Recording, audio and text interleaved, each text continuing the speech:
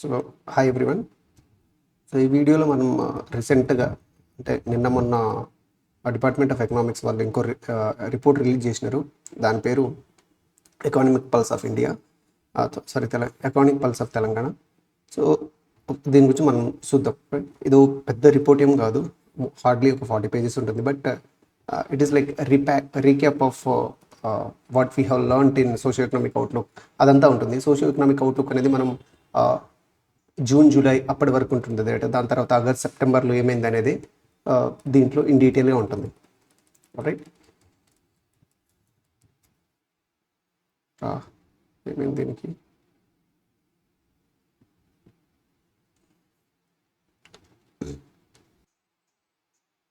So దీంట్లో ఏమేమి మాట్లాడినారని ఒకసారి మనం చూస్తే,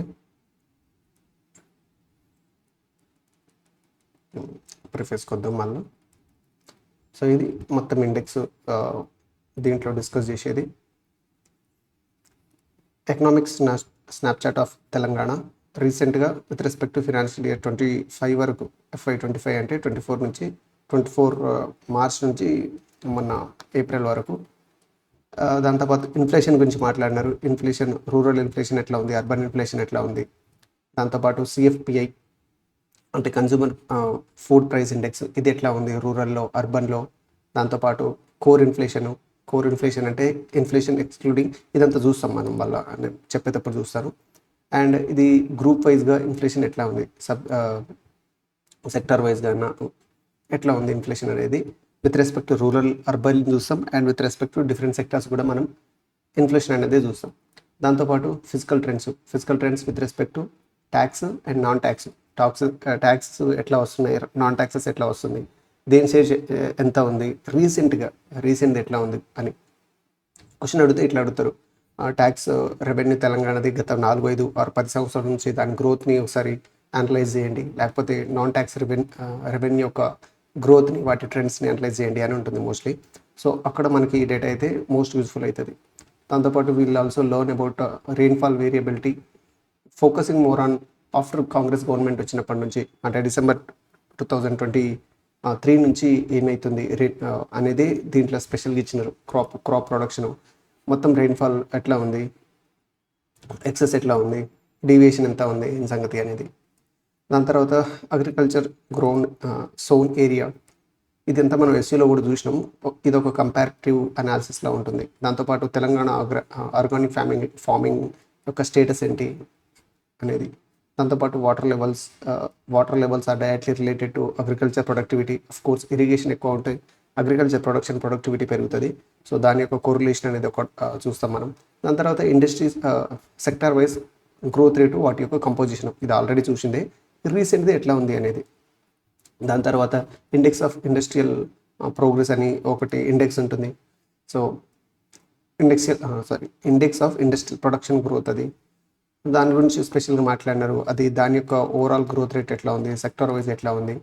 దాని తర్వాత మన ఎక్స్పోర్ట్ క్రైటీరియా, ఎక్స్పోర్ట్లో ఏది ఎక్కువ ఉంది. మనం SCO 24 మాట్లాడినప్పుడు ఎక్స్పోర్ట్లో మనం ఫార్మా ఎక్కువ ఉంది అని చెప్పినాం. బట్ రీసెంట్గా ఫార్మాని ఓవర్కమ్ చేస్తూ computers and engineering manufacturing goods production అనేది చాలా పెరిగింది విత్ రెస్పెక్ట్ టు ఎక్స్పోర్ట్స్లో. దాని తర్వాత సర్వీస్ సెక్టార్ గురించి డీటెయిల్గా మాట్లాడతాం. దాంట్లో ఉన్న ప్రాబ్లమ్స్ ఏంటి, ఎంప్లాయ్మెంట్ షేర్, అదంతా ఆల్రెడీ చూసింది. దాని తర్వాత ఎంప్లాయ్మెంట్ ట్రెండ్స్, అర్బన్ రూరల్లో అన్ఎంప్లాయ్మెంట్, LFPR, WPR ఎట్లా ఉంది ఏం సంగతి అనేది. దాని తర్వాత ఇవన్నీ ఉన్నాయి కదా, దీంట్లో ఎంతో కొంత ఛాలెంజెస్ అయితే ప్రతి సెక్టార్కి ఉంటుంది. ఆ ప్రతి సెక్టార్ యొక్క ఛాలెంజ్ ఒక్కటి చూసి వాటిని మరి ఇంప్రూవ్ చేయడానికి గవర్నమెంట్ ఏం చేయబోతుంది, ఆపర్చునిటీస్ ఏమున్నాయి అనేది డీటెయిల్గా మాట్లాడతారు. సో ఇది ఫస్ట్ టైం ఇచ్చినారనమాట. It is first of its kind, Telangana economic pulse released by Telangana Planning Department. Telangana Planning Department also releases many reports like socio-economic outlook and state at a glance. ఇవన్నీ రిపోర్ట్స్తో పాటు ఇది కూడా include చేసింది. ఇది quarterly ఇస్తారంట, ఇప్పటి నుంచి క్వార్టర్లీ పబ్లికేషన్ చేస్తాము అని చెప్తున్నారు ప్లానింగ్ డిపార్ట్మెంట్ వాళ్ళు. సో మెయిన్ ఉద్దేశం ఏంటి ఇట్లాంటి రిపోర్ట్స్కి, to make the policy decisions better, to help scholars, research and public of Telangana, to inform them about the economic development that is happening in the state. ఏమన్నా బాధలు, మనకు ఏమన్నా రికమెండేషన్స్, మన ఏమన్నా కన్సర్న్స్ ఉంటే అక్కడ పెట్టమని చెప్పినారు. రాయండి లిటరల్గా ఏమన్నా ఉంటే, ఇఫ్ యూ ఫీల్ లైక్ అంటే మనకు అర్థమయ్యి అట్లాంటి రాస్తే కూడా ఓకే. నెక్స్ట్ డీటెయిల్గా ఎకనామిక్ స్నాప్షాట్లో ఏం లేదు, స్టేబుల్గానే ఉంది అని అంటున్నారు టోటల్ తెలంగాణ ఎకానమీ. ఎట్లా చెప్తున్నావు మరి నువ్వు టోటల్ స్టెబిలిటీగా ఉంది ఎకానమీ అని అంటే, ఇగో చూడండి, there is a sharp decline in inflation and decline in urban unemployment and there is a growth of GST collection. And మంచి జిఎస్టీ కలెక్షన్ ఎక్కువైతుందంటే దాని అర్థం ఏంది, ఎకనామిక్ యాక్టివిటీ మా స్టేట్లో ఎక్కువైతుంది. దాంతోపాటు ఫిజికల్ హెల్త్ ఎన్విరాన్మెంట్ అంటే మా tax collection, non tax and tax collection కూడా పెరుగుతున్నాయి. దాంతోపాటు ఫ్యూయల్ కన్జంప్షన్, ఇది ఇంకొక పారామీటర్లుగా తీసుకున్నాం. ఫ్యూయల్ కన్జంప్షన్ అనేది మా దగ్గర దాదాపు 15-16% గ్రోత్ అయింది పోయిన సంవత్సరం కంటే. సో దాని అర్థం ఏంటి, ఫ్యూయల్ గ్రోత్ పెరుగుతుంది అని అంటే ఇండస్ట్రియల్ మరియు ఇండివిజువల్ ఎకనామిక్ పొటెన్షియల్ అనేది పెరుగుతుంది మా స్టేట్ అని చెప్తారు, right. As a result economic outlook of Telangana, ఇవన్నీ రీజన్స్ వల్ల ఏంటి, ఇన్ఫ్లేషన్ తగ్గుతుంది అండ్ అర్బన్ అన్ఎంప్లాయ్మెంట్ తగ్గుతుంది. దాంతోపాటు మా జిఎస్టీ యొక్క వాటా షేర్ అనేది పెరుగుతుంది. దాని తర్వాత ట్యాక్స్, నాన్ ట్యాక్స్ రెవెన్యూ యొక్క వాటా పెరుగుతుంది. And fuel consumption, most important, fuel consumption అనేది పెరుగుతుంది. వీటన్నిటి వల్ల మేము చెప్తున్నాము we are hoping for optimistic growth in coming quarters as well అని చెప్తారు ఇక్కడ. దీంతోపాటు డిక్లైన్ ఇన్ ఇన్ఫ్లేషన్, అదే డిక్లైన్ ఇన్ ఇన్ఫ్లేషన్ అని చెప్పినాను కదా, మరి ఎట్లా ఎంత డిక్లైన్ అయింది అనేది ఇది ఒక గ్లాన్స్ లా మొత్తం స్నాప్చాట్ లెక్క పైన. సో దాని తర్వాత మనం ఇన్ఫ్లేషన్ గురించి ఇన్ డీటెయిల్ మాట్లాడుతాం. ఇన్ఫ్లేషన్ ఇక్కడ ఏమంటారు, జూన్ నుంచి జూలై వరకు మాకు పోయినసారి అంటే జూన్ టు జూలై మధ్యలో, జూన్లోనేమో 5.5 ఉంటుండే, ఇప్పుడు 5.9కి వచ్చింది ఇన్ఫ్లేషన్ రేట్ అనేది. సో ఇన్ఫ్లేషన్ తగ్గింది అని చెప్తారు. Slower rate of price increase అయ్యేది కూడా స్లోగా ఉంది. And it is driven by inflation తగ్గిన దాంట్లో 10% is accounted for fuel and light, దీంట్లో 10% ఇన్ఫ్లేషన్ తగ్గింది. వెజిటేబుల్స్ 4.5%, ఆయిల్ అండ్ ఫ్యాన్స్కి ఇంత తగ్గింది. ఓవరాల్గా అయితే ఇన్ఫ్లేషన్ తగ్గింది. ఎంత, 5.5% జూన్లో ఉంటుండే, ఇప్పుడు 2.9% మాత్రమే అయింది అని చెప్తారు. సో దాని తర్వాత అర్బన్ అన్ఎంప్లాయ్మెంట్ తగ్గిందని చెప్పినాను కదా, అర్బన్ అన్ఎంప్లాయ్మెంట్ మాది ఎంత తగ్గిందంటే, ఇదే సంవత్సరంలో మాకు పోయిన FY 2024 ఆ క్వార్టర్లో 8.8% ఉంటుండే, అది ఇప్పుడు 7.1%కి అయింది. 8.8 ఉంటుండే, 8.9 నుంచి ఇప్పుడు ఫస్ట్ క్వార్టర్స్కి 7.1% ఆఫ్ అన్ఎంప్లాయ్మెంట్, అర్బన్ అన్ఎంప్లాయ్మెంట్ ఇది వచ్చింది. కాబట్టి అన్ఎంప్లాయ్మెంట్ తగ్గుతుందని చెప్పిన. ఎందుకు తగ్గుతుందనంటే improvement in job market due to stronger economic activity, opportunities ఎక్కువ పెరగడం వల్ల ఇట్లా అవుతుంది అని చెప్తారు. దీంతోపాటు ఈ ఎంప్లాయ్మెంట్ దాంట్లోనూ new EPF employment provident fund కింద దాదాపు ఈ కొత్తగా జాయిన్ అయిన వాళ్ళు 1.5 మంది ఉన్నారు జస్ట్ 1 మంత్లో. అండ్ ఎంప్లాయ్మెంట్ ప్రావిడెంట్ ఫండ్ కింద దాదాపు 13.9% దీంట్లో కూడా ఎన్రోల్ అవుతున్న ఎంప్లాయీస్ పెరుగుతున్నారు. So that formal sector of employment కూడా పెరుగుతుంది అనేది కూడా సబ్స్టాన్షియేట్ చేసి చెప్తారన్నమాట. ఓకే.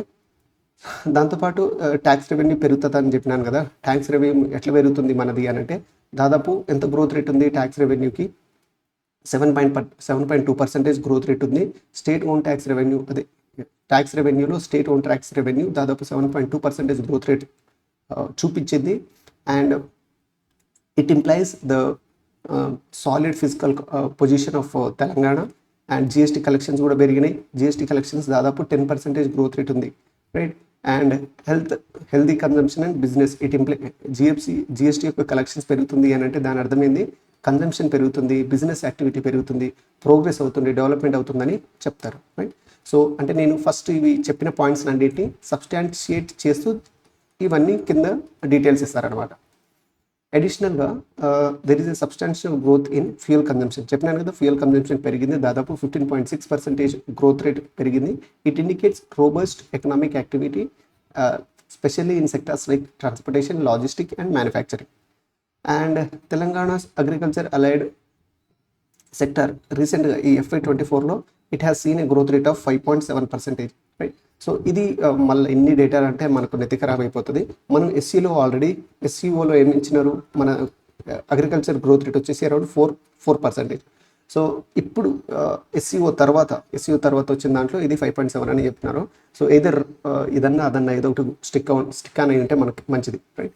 సో మళ్ళీ దీని ప్రకారం అగ్రికల్చర్ కంట్రిబ్యూషన్ ఎంత 15.4 అంటున్నారు, కానీ అక్కడ మనకు వచ్చింది 15.7, 18.5, 65.7, రైట్. ఇది agriculture, industries and service sector.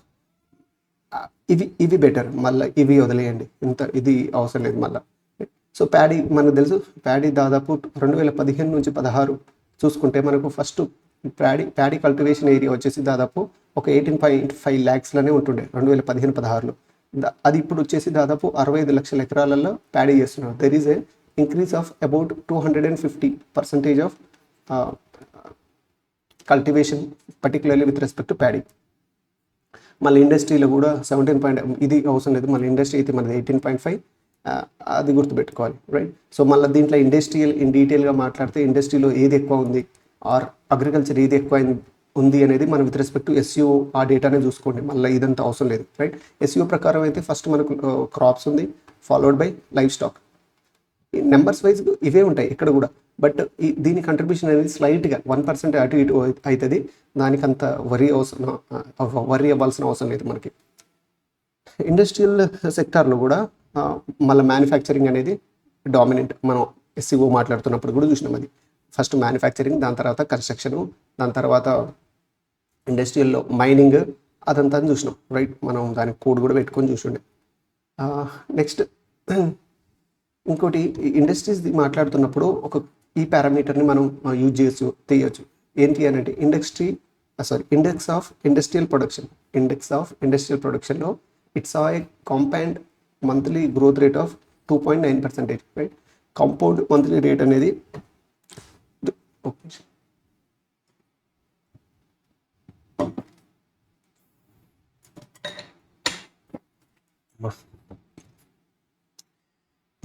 Industrial దాంట్లో 2.9% చూపించింది. ఏంటిది? Compound monthly growth rate.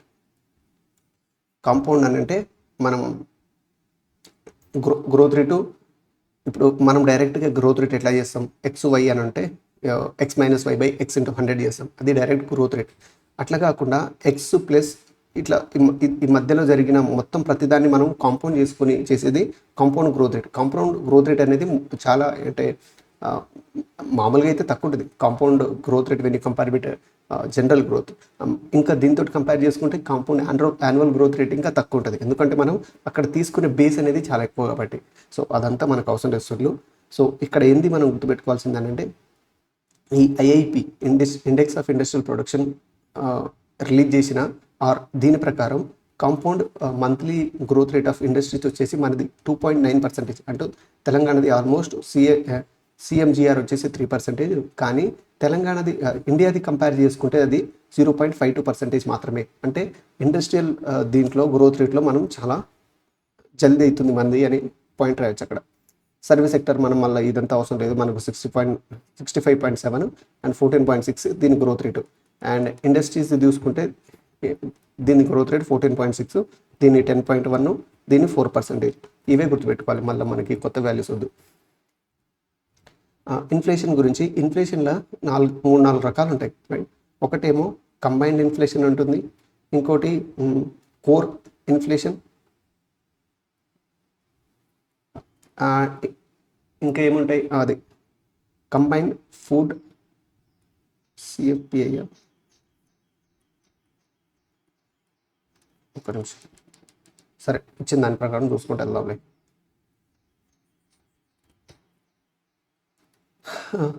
సరే ఫస్ట్ కంబైన్డ్ ఇన్ఫ్లేషన్ చూస్తే ఇది 2023 జూలై అప్పుడు బాగా చాలా ఎక్కువ ఉంటుండే, దాని తర్వాత ఇది మెల్లమెల్లగా స్టెబిలైజ్ అయింది. ఎట్లా స్టెబిలైజ్ అయింది అనేది మన ఈ పిక్చర్ చూస్తే కూడా మనకు అర్థమవుతుంది, రైట్.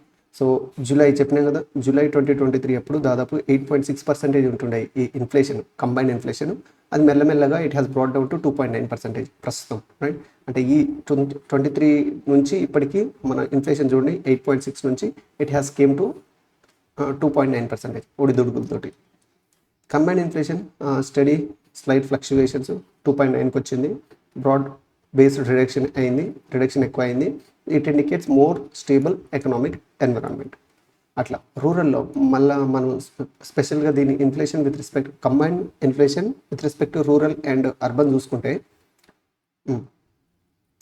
రూరల్లో సేమ్ ఇదే 2022 ఉన్నప్పుడు ఈ ఇన్ఫ్లేషన్ వచ్చేసి 7% ఉంటుండే, 23లో 16% అయింది, 24లో 1.8%. చూడండి ఎక్కడ 7%, ఎక్కడ 16%, అండ్ ఎక్కడ 1.8%. 2023లో ఇన్ఫ్లేషన్ అయితే చాలా ఎక్కువ ఉంది బై, అదైతే మనకు అర్థం కావాలి. ఇది rural and comparatively rural inflation అనేది అర్బన్తో పోల్స్తే తక్కువ ఉంటుంది, రైట్. అర్బన్ వచ్చేసి 2022లో 7.2, ఇది 11%. మళ్ళీ ఇక్కడ అర్బన్ పాపులేషన్ ఇన్ఫ్లేషన్ అనేది తక్కువ ఉంది కంపేర్ టు అర్బన్, అండ్ ఇక్కడ ఇది వచ్చేసి 6.2%, రైట్. సో ఇదేంటిది కంబైన్డ్ ఇన్ఫ్లేషన్. దాంతోపాటు మనకు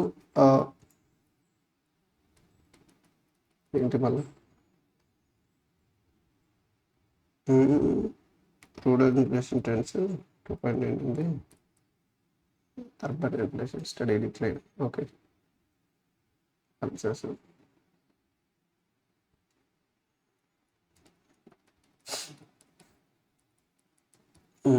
దాని మీద ఇది మాట్లాడేది sorry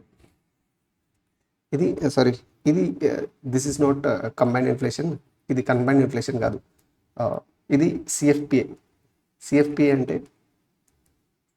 consumer food price index, right.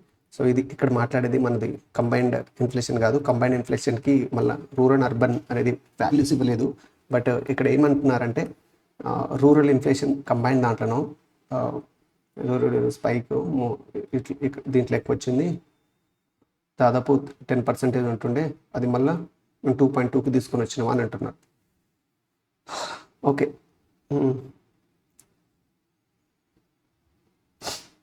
Study decline అయింది అర్బన్ది రూరల్ది, అది వేరే, రైట్. కంబైన్ ఇన్ఫ్లేషన్ అది వేరే. ఇది CFPI consumer food price index. ఇది ఇక్కడ మనం మాట్లాడేది ఇది కన్జ్యూమర్ ఫుడ్ ప్రైస్. దీని ప్రకారం ఇది ఎంత ఉంది, 7%, 1.6, 1.8. వేరాజ్ మన కంబైన్ ఇన్ఫ్లేషన్ వచ్చేసి అది 2.8% ఈ జూలైలో. ఈ అర్బన్లో ఎక్కువ ఉంటుంది, అదే చెప్పాం కదా. సో సిఎఫ్ఐ ఆ నెంబర్ని ఇంత మాట్లాడతారు ఇక్కడ.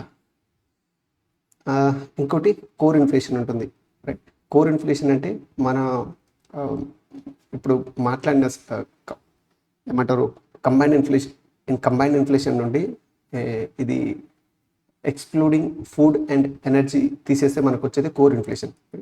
సో ఈ కోర్ ఇన్ఫ్లేషన్ అనేది 8.6% ఉంటుండే, 22లో 5 అయింది, దాని తర్వాత 3.5. అర్బన్లో ఎక్కువ ఉంటుంది కంపారిటివ్లీ అని చెప్పినావు కదా, అది 3.2 అయింది. సో ఇది అన్నమాట, ఒకసారి చూసుకోండి.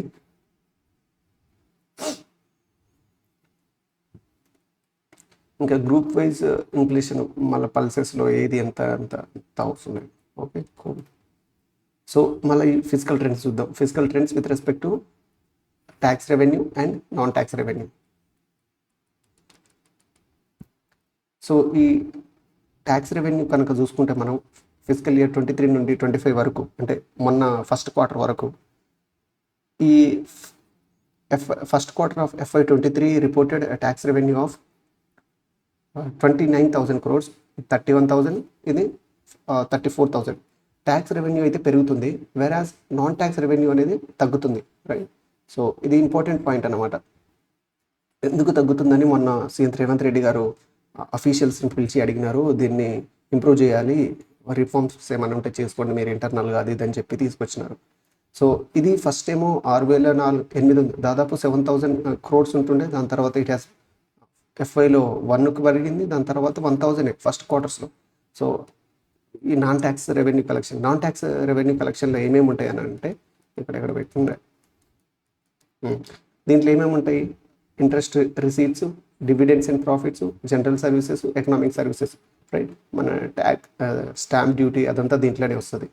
సో దీని రీజన్ ఎందుకు ఇట్లా అవుతుంది అని అంటే వాళ్ళు చెప్పినారు అఫీషియల్స్కి, కొత్త గవర్నమెంట్ వచ్చింది, ఎలక్షన్స్ రావడం వల్ల మూసీ రివర్ ఫ్రంట్ డెవలప్మెంట్, దీనివల్ల జనాలు ఎక్కువ ఇంట్రెస్ట్ చూపించట్లేదు రియల్ ఎస్టేట్మెంట్ దీంట్లో, అది ఇది అని చెప్తారు. సో వదిలేస్తే నెక్స్ట్ మన ట్రేడ్ సెక్టార్ చూసుకుంటే, ట్రేడ్ సెక్టార్లో ఎక్సెప్షనల్ పర్ఫార్మెన్స్ దాదాపు 35% గ్రోత్ రేట్ ఉంది. అండ్ దీంట్లో మళ్ళీ ఇంజనీరింగ్ గూడ్స్ వచ్చేసి చూడండి 240% of growth rate operate. Vegetables and ఫ్రూట్స్లో 50% గ్రోత్ రేట్, డైరీలో 40% గ్రోత్ రేట్. చూడండి అసలు ఈ గ్రోత్ రేట్లు ఏంటి. సో మన ఎక్స్టర్నల్ ట్రేడ్ సెక్టర్ అనేది బూమింగ్ అనమాట. It is a top performer in terms of export growth Telangana.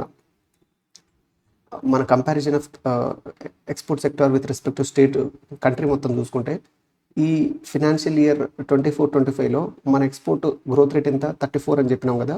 అదే వేరే స్టేట్స్ చూసుకుంటే గుజరాత్ 10, అసలు ఏవి మన దరిదాపుల్లో లేవు అసలు. సో ఇది ఎక్సలెంట్ అనమాట. ఇది కంటిన్యూ అయితే మాత్రం తెలంగాణ యొక్క ఎక్స్పోర్ట్ సెక్టర్ అనేది it will Boost like anything మన ఎకానమీ. కానీ అదే టైంలో మన షేర్ చూసుకుంటే మొత్తం ఎక్స్టర్నల్ సెక్టర్ యొక్క ఎక్స్పోర్ట్స్ షేర్లో మనం చూసుకుంటే వీఆర్ కంట్రిబ్యూటింగ్ ఓన్లీ 4%. మన గ్రోత్ రేట్ ఏమో ఇంత ఉంది, బట్ మన షేర్ అనేది తక్కువ ఉంది. ఈ రెండింటిని మనం కంబైన్ చేసినాం అనుకోండి, Telangana will be top in export from India, right. ఈ షేర్ కూడా మనం పెంచాలి. ఈ మొత్తం ఎక్స్టర్నల్ ట్రేడ్లో Gujarat is the dominating player, Maharashtra followed by Gujarat అయితే 33% మొత్తం ఎక్స్పోర్ట్స్ ఆఫ్ ఇండియాలో ఇట్ ఈస్. దాని షేర్ వచ్చేసి మనది 4% ఉంది, కానీ పెంచాలి, right. It indicates Telangana has huge potential to increase, right. So industrial ఈ ఇంక్రీజ్ చేయాలి అని ఈ గ్రోత్ దేనివల్ల వస్తుంది 33% అనేది ఇండస్ట్రియల్ గ్రోత్ వల్ల, పాలసీ వల్ల, డిమాండ్ వల్ల అని చెప్తారు. అవన్నీ natural reasons that we can figure out. And ఈ ఎక్స్టర్నల్ ట్రేడ్లో మళ్ళా విత్ ఇన్ ద తెలంగాణ చాలా డిస్పారిటీస్ ఉన్నాయి. ఎట్లా దాంట్లో దాదాపు 10,000 crores. ఇప్పుడు మరి మొత్తం ఎంత అవుతుంది అన్నట్టు గ్రోత్ రేట్ ఇవ్వలేదే. గ్రోత్ రేట్ ఇచ్చినారు కానీ ఎక్స్టర్నల్ ట్రేడ్ వాల్యూ ఇవ్వలేదు. సో ఇదంతా కలిపితే మనకు ఎక్స్టర్నల్ ట్రేడ్ వాల్యూ వస్తుందండి. సో దాంట్లో డామినేటింగ్ ప్లేయర్ ఈ కలర్ చూస్తే కూడా మనకు అర్థమవుతుంది, రైట్. ఇది ఎంత తిక్కుందో. ఏంటి రంగారెడ్డి దాదాపు 10,000 కోట్లు. అండ్ మేడ్చల్ మల్కాజ్గిరి వచ్చేసి 4,000. మొత్తం ఇది అవుతున్న దాంట్లో share with respect to district పర్సంటేజ్లు ఇవ్వలేదు. సో ఈ నెంబర్ మొత్తం తెలిస్తే మనం చేయొచ్చు. ఎంత ఉంటుంది ఇది? ఓకే, మన ఎక్స్టర్నల్ ట్రేడ్లో కూడా ఇది మన మర్చెండైజ్ మాత్రమే, రైట్. ఇదంతా వీళ్ళు మాట్లాడేది 34-35% విత్ రెస్పెక్ట్ టు మర్చెండైజే. మనకు ఎక్స్పోర్ట్లో 2 రకాల గూడ్స్ ఉంటాయి. టాంజిబుల్ గూడ్స్ ఉంటాయి, ఇంటాంజిబుల్ గూడ్స్ ఉంటాయి, రైట్. ఈ టాంజిబుల్ గురించి మనం మాట్లాడేది. టాంజిబుల్కి వేరే పేరు మర్చెండైజ్ ఎక్స్పోర్టే. అంటే దీంట్లో the things which you can physically feel, like electronics, ఇవి మన manufacturing goods, pharmaceuticals, drugs, vegetables, fruits, ఇవన్నీ టాంజిబుల్ కింద వస్తాయి. So there is a need for countering this uneven distribution of industrial and economical development. So need for targeted development చేసి, policies చేసి అన్ని డిస్ట్రిక్ట్స్కి diversify చేయాలి economic development అని చెప్తారు. Next మనకి చూడండి, ఈ మొత్తం ఎక్స్టర్నల్ ఏమంటారు ఎక్స్పోర్ట్ దాంట్లో the share of engineering goods is dominant 35%, followed by pharmaceuticals and drugs. ఈ ఎస్ఈఓ ప్రకారం ఫార్మస్యూటికల్స్, డ్రగ్స్ ఏమో టాప్లో ఉంటుంది. ఇవన్నీ మిగతాయి Organics and chemicals, electronics, others, spices. So rainfall చూసుకుంటే రెయిన్ఫాల్ చాలా వేరియబిలిటీ ఉంది. ఎంత వేరియబిలిటీ ఉంది? Rainfall it directly related with the crop production and productivity. అట్లనే మన అగ్రికల్చర్ చూసుకుంటే చెప్పినాం కదా, ఫస్ట్ మనకి క్రాప్స్ ఉంటుంది, contribution in agriculture and allied sector, followed by life stock, fishing and forestry. So ఈ రెయిన్ఫాల్ యొక్క వేరియబిలిటీ ఎట్లా ఉంది అనేది మనం చూస్తే పిక్చర్ ఒకటి ఉంటుంది ఇక్కడ. చలో, సో ఇక్కడ చూస్తే మనకు అర్థమవుతుంది. ఈ జూన్ ఇదే సంవత్సరం ఇది 23, 24 ఇది నార్మల్గా మనకు ప్రతి సంవత్సరం జూన్లో 129 millimeters ఆఫ్ రెయిన్ఫాల్ వస్తుంది. తెలంగాణ మొత్తం యావరేజ్ రెయిన్ఫాల్ ఎంత ఇప్పుడు రీసెంట్ది దాని ప్రకారం 919. దీంట్లో మళ్ళీ ప్రతి మంత్కి అంటే మేజర్గా మనకు జూన్, జూలై, ఆగస్ట్, రైట్? ఈ 3 మంత్స్ అనేది చాలా ఇంపార్టెంట్ అన్నమాట విత్ రెస్పెక్ట్ టు రెయిన్. మనకి యావరేజ్గా వచ్చేసి జూన్లో ఎంత ఉంటుంది మనకి 129 వస్తుంది, అండ్ జూలైలో వచ్చేసి 229 వస్తుంది, అండ్ ఆగస్ట్లో వచ్చేసి మనకు 217 రావాలి. ఈ యావరేజ్ రెయిన్ఫాల్స్ అంటే దీన్ని నార్మల్ రెయిన్ఫాల్ అని అంటాం మనం. నార్మల్ రెయిన్ఫాల్ అంటే rainfall corresponding to last 30 years.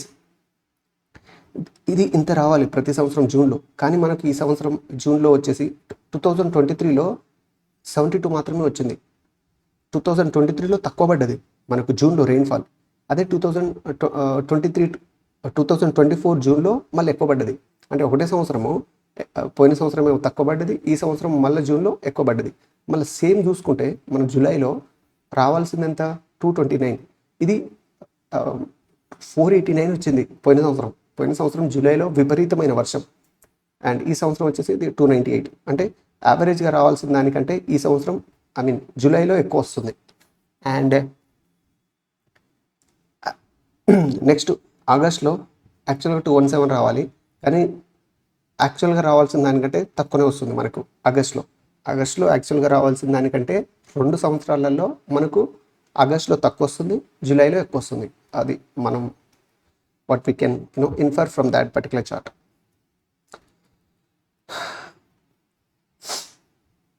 With respect to వానాకాలం అండ్ మనకి యాసంగి 2 కాలాలు ఉంటాయి కదా. సో దాని ప్రకారం చూసుకుంటే కూడా రెయిన్ఫాల్ వేరియబిలిటీ మనకి ఈజీగా అర్థమైపోతుంది. జూన్లో చూడండి ఉన్నదానికంటే ఎక్కువ పడుతుంది. జూన్లో ఇంతనే ఉండాలి కదా 229, ఇది మళ్ళీ అదే నెంబర్ ఇది. ఓకే, సో అది ఇన్ఫరెన్స్ ఇనఫ్. దీని రెయిన్ఫాల్ ఇంపాక్ట్ అనేది డైరెక్ట్గా దాని ప్రొడక్షన్ మీద ఉంటుంది. నార్మల్ రెయిన్ఫాల్ కంటే కొంచెం ఎక్కువ ఉంటే ఆ సంవత్సరంలో we can expect the production and productivity of the crops could be more, right? అది మనం దీంట్లోకి వెళ్ళి అర్థమవుతుంది. అండ్ ఆర్గానిక్ ఫార్మింగ్లో ఇప్పుడు ప్రస్తుతానికి మనం చేస్తుంది దాదాపు ఒక 90,000 హెక్టార్స్లో ఆర్గానిక్ ఫార్మింగ్ చేస్తున్నాం. దీంట్లో మళ్ళీ దాదాపు 5,000 hectare they are fully converted, మిగతాయి they are about in the process of conversion. మనం ఇది ఆర్గానిక్ ఫార్మింగ్ అనేది డెవలపింగ్ స్టేజ్లో ఉన్నా కూడా it has a huge potential for growth in Telangana అని రాయాలి. సో వాటర్ లెవెల్లో సిగ్నిఫికెంట్ ఇంప్రూవ్మెంట్ చూపించింది. ఎట్లా అంటే ఇంక్రీజింగ్ వాటర్ వాల్యూమ్ టోటల్గా ఎంత పెరిగింది అని అంటే, సో పోయిన సంవత్సరం దానికి కంపేర్ చేసుకుంటే మనకు పోయిన సంవత్సరం దాదాపు మొత్తం వాటర్ ఇంక్రీజ్ స్టోరేజ్ కెపాసిటీ పోయిన సంవత్సరం 500 TMC ఉంటుండే, ఇప్పుడు అది 760 TMC అయింది. సో ఓవరాల్ వాటర్ సినారియో ఇది, దీని సినారియో వాటర్ రిసోర్స్ అయితే పెరిగినాయి అని రాయాలి. Sectoral composition and growth rate ఇండస్ట్రీది ఇంత 17.8, మనదేమో 18.5 SEO ప్రకారం. గ్రోత్ రేట్ ఇక్కడ 18.6 అయితే మనది ఇక్కడ 10.1% SEO ప్రకారం. అండ్ దీని ప్రపోర్షన్ ఆఫ్ మ్యానుఫ్యాక్చరింగ్ ఆల్మోస్ట్ అది కూడా అక్కడ 50, దీంట్లో కొత్తగా ఏం లేదండి. So IIP index of industrial production growth rate చూసుకుంటే, సో ఈ index of industrial production with respect to manufacturing చూస్తాం మనం, ఎలక్ట్రిసిటీ అండ్ మైనింగ్. ఈ మూడిట్లో ఈ ప్రొడక్షన్ ఎట్లా ఉంది అనేది మేజర్గా చూస్తాం. ఇది it records the index of industrial production records the short term growth rate. అది గుర్తుపెట్టుకోవాలి. మనం చెప్పినాం కదా, ఓవరాల్గా చూసుకుంటే మనది CMGR compounded monthly growth rate as per this index of industrial production చూసుకుంటే మనది 3% ఉండి, ఇండియాది మాత్రం 0.2%. మనం చాలా ముందు ఉన్నాం అని చెప్తారు. ఇందులో ఇన్ డీటెయిల్గా మళ్ళీ with respect to different sectors నేను చెప్పిన కదా, మ్యానుఫ్యాక్చరింగ్ గురించి మాట్లాడతారు, దాంతోపాటు దీంట్లో విత్ రెస్పెక్ట్ టు మ్యానుఫ్యాక్చరింగ్ మాట్లాడతారు, విత్ రెస్పెక్ట్ టు మైనింగ్ మాట్లాడతారు, and with respect to electricity కూడా మాట్లాడతారు, రైట్? సో ఈ మూడుటికి గ్రోత్ రేట్ గుర్తుపెట్టుకుందామా. సో ఓవరాల్గా అయితే ఇది ఓవరాల్గా గ్రోత్ రేట్ అయితే IIP ప్రకారం CMGR 3% అరౌండ్ మనది, ఇండియాది 0.5. మళ్ళీ దీంట్లో ఇంకా మీకు ఇంట్రెస్టెడ్ ఉంటే you can go in to the details of this ఏమంటారు electricity manufacturing as well, right? So అది with respect to CMGR growth rate ప్రకారం. ఇది IIP ట్రెండ్స్ అంటే డైరెక్ట్ ఇండెక్స్ అంటే నెంబర్లు ఇస్తారు ఇక్కడ. సో ఈ విత్ రెస్పెక్ట్ టు నెంబర్స్ చూసుకుంటే మనం మ్యానుఫ్యాక్చరింగ్ ఇండెక్స్ వచ్చేసి it is stable around 175 marks వచ్చినాయి, రైట్? ఇది చూసుకుంటే మ్యానుఫ్యాక్చరింగ్ ఇది మొత్తం ఇచ్చినట్లేండి, అన్నీ కలిపి ఇచ్చినాడు. సో దీంట్లో ఈ డీటెయిల్గా మాట్లాడుకుంటే మ్యానుఫ్యాక్చరింగ్ వచ్చేసి 175 అండ్ మైనింగ్ కూడా మ్యానుఫ్యాక్చరింగ్ అయితే స్టేబుల్ ఉంది, ఎక్కువ లేదు, ప్రొడక్షన్ డిమాండ్ తక్కువ లేదు, right. So it is very stable. Mining అయితే కొంచెం ఫ్లక్చువేషన్స్ ఉన్నాయని మనకు అర్థమవుతుంది దీంట్లో, రైట్. చూడండి ఇక్కడ మ్యానుఫ్యాక్చరింగ్ ఇది ఈ ఎల్లో లైన్, రైట్. సో పెద్ద వేరియేషన్స్ లేవు ఇక్కడ, పెద్ద వేరియేషన్స్ ఏం లేవు, బట్ అదే the same time if you look at the variations with respect to మైనింగ్లో చూడండి వేరియేషన్ అనేది ఎక్కువ ఉంది మైనింగ్లో with respect to demand and output. Same with respect to the electricity దీంట్లో కూడా ఫ్లక్చువేషన్స్ ఎక్కువ ఉన్నాయి, దీంట్లో ఎక్కువ ఉన్నాయి, దీంట్లో కూడా ఎక్కువ ఉన్నాయి, దీంట్లో కంపారిటివ్లీ తక్కువ ఉంది అండ్ ఇట్ ఈస్ స్టేబుల్ అని చెప్పి రాయొచ్చు. దాని తర్వాత computers and electronic products, pharmaceuticals, వీటి గురించి చూద్దాం.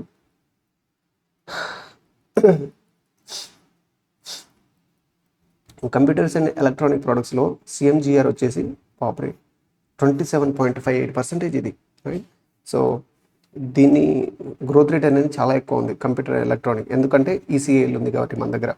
ఫార్మాస్యూటికల్ యొక్క కాంపౌండెడ్ మంత్లీ గ్రోత్ రేట్ వచ్చేసి 7.04%, నేషనల్ యావరేజ్ కంటే చాలా ఎక్కువ. నేషనల్ యావరేజ్ది ఇంకా మైనస్ ఉంది, ఇక్కడ నేషనల్ యావరేజ్ కంపేర్ చేయలేదు. ఓకే, ఎందుకు ఇట్లా అంటే ఫార్మాస్యూటికల్ క్లస్టర్స్ ఉన్నాయి మన దగ్గర, హైదరాబాద్ ఫార్మాసిటీ ఉంది, ఫార్మా హబ్బు, జీనోమ్ వ్యాలీ, అవన్నీ రాయొచ్చు. ఇంకా ఎలక్ట్రానిక్ ఎక్విప్మెంట్లో మన గ్రోత్ రేట్ వచ్చేసి 6.97, నేషనల్ యావరేజ్ కూడా దగ్గరనే ఉంది. వియరింగ్ అప్పారల్స్ అంటే బట్టలు అదంతా దాంట్లోనూ కాంపౌండ్ యాన్యువల్ గ్రోత్ రేట్ అనేది చాలా తక్కువ ఉంది, నెగిటివ్లో ఉంది, తక్కువ కాదు, right. Due to base year effects అంట అండ్ షిఫ్ట్ ఆఫ్ డిమాండ్, దీనివల్ల దీనికి ఇంత స్కోప్ లేదు. అండ్ వుడ్ ప్రొడక్ట్స్ యొక్క డిమాండ్ కూడా గ్రోత్ రేట్ కూడా నెగిటివ్లో ఉంది. ఎలక్ట్రానిక్స్, ఫార్మాస్యూటికల్స్, కంప్యూటర్, ఐటీ అవన్నీ పాజిటివ్ ఉన్నాయి. గవర్నమెంట్ దాని మీదనే ఫోకస్ చేస్తుంది. దాని మీద కాకుండా వీటి మీద కూడా ఈ ట్రెడిషనల్ ఎక్స్పోర్ట్స్ మీద, ట్రెడిషనల్ ప్రొడక్షన్ మీద కూడా గవర్నమెంట్ ఇది చేయాలని చెప్తారు. సర్వీసెస్ సెక్టర్ ఇది చూసుకోండి, వెరీ వెరీ ఇంపార్టెంట్ అవుతుంది మనకి ఇది.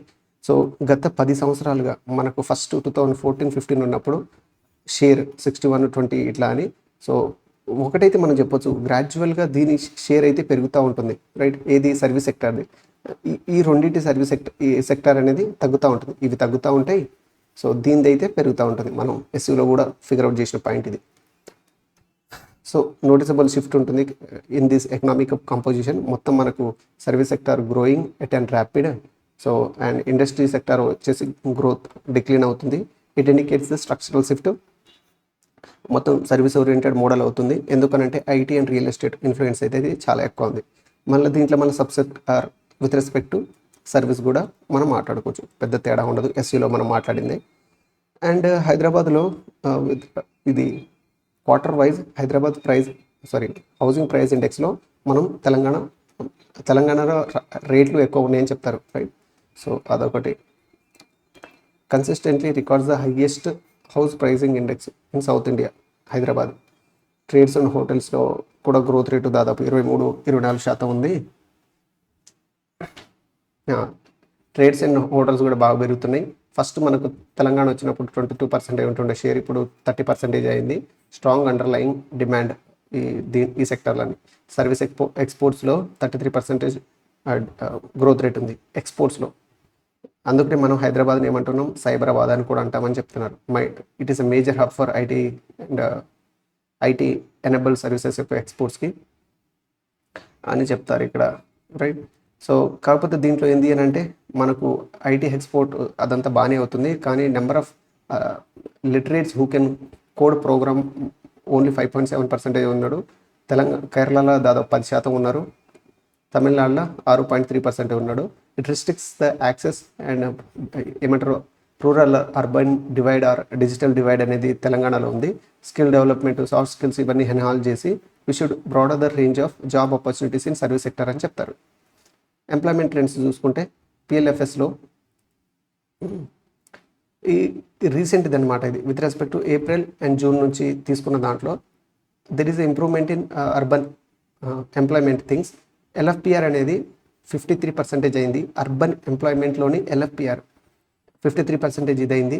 అండ్ అన్ఎంప్లాయ్మెంట్ రేట్ వచ్చేసి అర్బన్ అన్ఎంప్లాయ్మెంట్ రేట్ వచ్చేసి తగ్గింది 8.8 నుంచి 7.1. ఇది కూడా చెప్పినాం. ప్రొవిడెంట్ ఫండ్లో గ్రోత్ ఉంది. 50% ఆఫ్ కొత్త మెంబర్స్ యాడ్ అయినారు. దాదాపు 1.2 lakh మెంబర్స్ ఫార్మల్ సెక్టర్లో ఇంట్రొడ్యూస్ అయినారు, అది ఇదని చెప్పి. అర్బన్ సెక్టార్లో మళ్ళీ సెకండరీ సెక్టార్ అనేది ఇంక్రీజ్ అవుతుంది. అండ్ సర్వీస్ సెక్టార్ది contribution with respect to employment అనేది తగ్గుతుంది, రైట్. ఇది ఇంపార్టెంట్ పాయింట్. అర్బన్ సెక్టార్లో the proportion or the share of employment with respect to industrial sector is increasing. And same time urban దాంట్లో service sector యొక్క share with respect to employment అనేది తగ్గుతుందని చెప్తారు, right. So it is an key observation that we can figure out from this. Service sector remain dominant అదంతా అని చెప్పి further. And service సెక్టార్లో gender distribution గురించి మాట్లాడతారు. More or less male female service సెక్టార్లో ఈక్వల్గా ఉంటారు. It indicates the gender inclusivity అని చెప్తారు. అండ్ అర్బన్ రూరల్లో మళ్ళీ చూసుకుంటే జెండర్ ఇన్ఈక్వాలిటీ ఎక్కువ ఉందని చెప్తారు, రైట్. మరి ఛాలెంజెస్ ఆపర్చునిటీస్ అని చూసుకుంటే మనం fostering inclusive growth across all the sectors, enhancing the agriculture productivity through advanced irrigation ద్వారా పెరుగుతుంది. ఛాలెంజెస్ ఏమున్నాయి? అగ్రికల్చర్ సెక్టర్ని ఏం చేయాలి అని అంటే ఇరిగేషన్ టెక్నిక్స్ ఉన్నదాన్ని మంచిగా వాడుకోవాలి, క్లైమేట్ రెసిలియంట్ ప్రాక్టీసెస్ చేయాలి. Essential to counter these impact of rainfall అటు ఇటు అవుతుంది కాబట్టి ఇరిగేషన్ పెంచుకుని క్లైమేట్ రెసిస్టెంట్ క్రాప్స్ పెంచుకొని చెప్తారు. అదే ఇండస్ట్రియల్ సెక్టార్ని ఇంప్రూవ్ చేయడానికి కంటిన్యూస్గా ఇన్వెస్ట్మెంట్స్ తేవాలి నువ్వు ఎలక్ట్రానిక్స్లో, ఫార్మాస్యూటికల్స్లో, further strengthening the manufacturing base and bringing digital divide ఈ సర్వీస్ సెక్టార్లో. దాని ద్వారా జెండర్ డిస్పారిటీ, ఇంక్లూసివిటీ పెరుగుతుందని. దాంతోపాటు ఎక్స్పోర్ట్ దాంట్లో ఏమని చెప్పినావు? రంగారెడ్డి అండ్ దాని పక్కన మేడ్చల్ మల్కాజ్గిరి చాలా టాప్ ఉంది కాబట్టి టార్గెటెడ్ పాలసీస్ తీసుకొని మనం డిసెంట్రలైజ్డ్ ఆర్ అండర్ డెవలప్డ్ డిస్ట్రిక్ట్స్ని ప్రమోట్ చేస్తే రీజనల్ డెవలప్మెంట్ బాగా అవుతుంది to build more resilient and equitable economy అని చెప్తారు. అంతే. సో దీంతోపాటు కొన్ని కీ ఇండికేటర్స్ ఉన్నాయి. So I don't found this అంత ఇంపార్టెంట్, కొన్ని రాసినాను. సో పవర్ కన్జంప్షన్లో పవర్ అవైలబిలిటీ దాదాపు 20,000 ఉన్నాయని, 20,000 million kilowatt hour, right. So also the same thing have been discuss in the SCO I guess.